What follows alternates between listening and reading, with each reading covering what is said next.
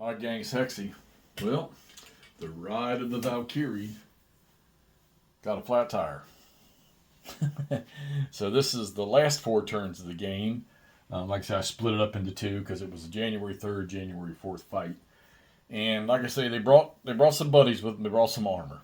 So got the bulldozer into the shallow river there and turned it and got it operational.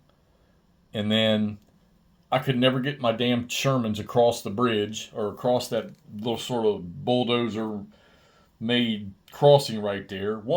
First thing was I got this damn unit stuck in there, and he was completely suppressed. I could not get an action roll on him, even if I tried to use command point, just couldn't do it. Now, I've either removed like the counters out of the way and stuff, other than a couple suppressions that are left. I put all the bunkers and stuff that are underneath. I mean, this whole area was nothing but bunkers right in here.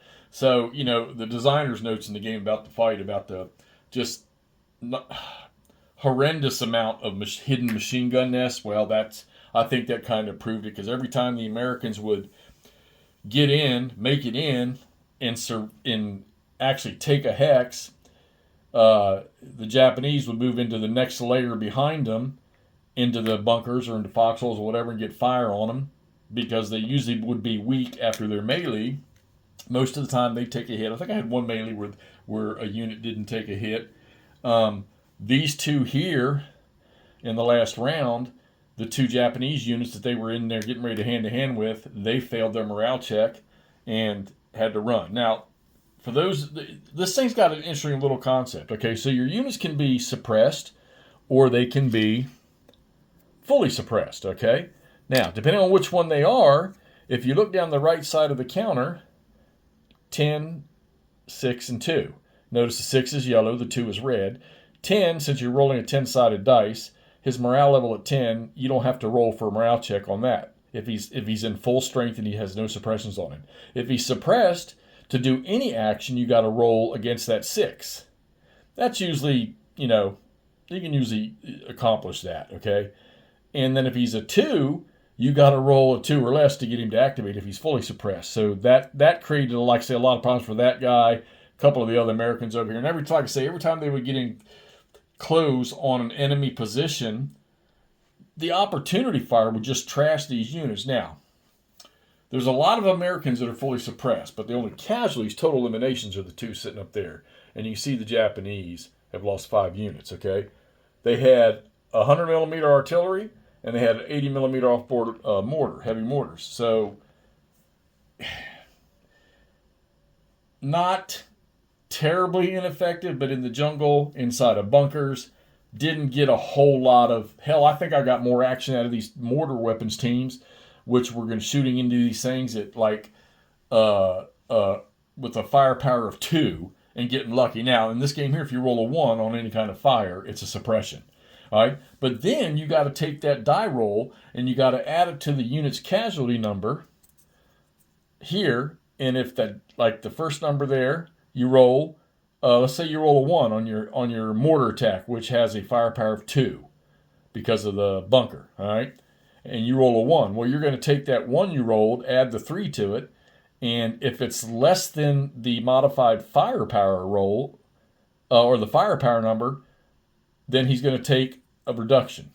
All right, and the minute a unit goes to the reduced side, he gets a full suppression marker on him. Now, if it's less than that number, he's going to be eliminated. So if you had 7 plus 1 for the die roll was 8, and the modified firepower was a 2, then that number's fine. He won't take that. He won't be eliminated. So you got to deal with a lot of that. Let's see.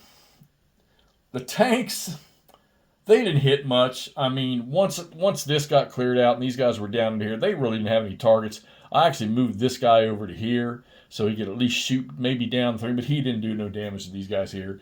This guy over here, most of the games now, the terrain chart says these guys can't move through jungle. Vehicles can't move through jungle, but it has in the special rules here, they use half their movement point.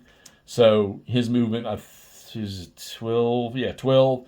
So he moved 6 into here, and then moving into the open, he was able to do that. So, but I can say, because of this unit getting stuck on top of that damn bulldozer, and I couldn't get him moved off, I was hoping the Japanese player would shoot at him, but I was also the Japanese player, and I said, nope, we're not going to do that. Let's leave him right there and see if he just keeps failing his action rolls, okay, his activation rolls.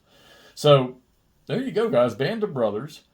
In the Pacific here, we just finished up Scenario 64, Ride of the Valkyrie, where the Americans had to get 2 units off the map, south edge down here. They never even came close. I was even pulling troops from over here to try to get into the fight and try to push this forward. Hell, the poor anti-tank guys from the Japanese, they didn't even get to shoot a shot. All right, they were waiting for this. They can only engage targets on the south side of the river, and the Shermans never got across for them to do that. So, yeah, wrap up. Japanese have won the fight here at this creek, which we will still call unknown. But they've won both fights that have occurred here. They won the fight on the 2nd and this new one on January 3rd and 4th. Let's wrap it up. Worthington Publishing, Band of Brothers, Old Breed, South Pacific, Scenario 64, Japanese victory. We'll see y'all with the next fight.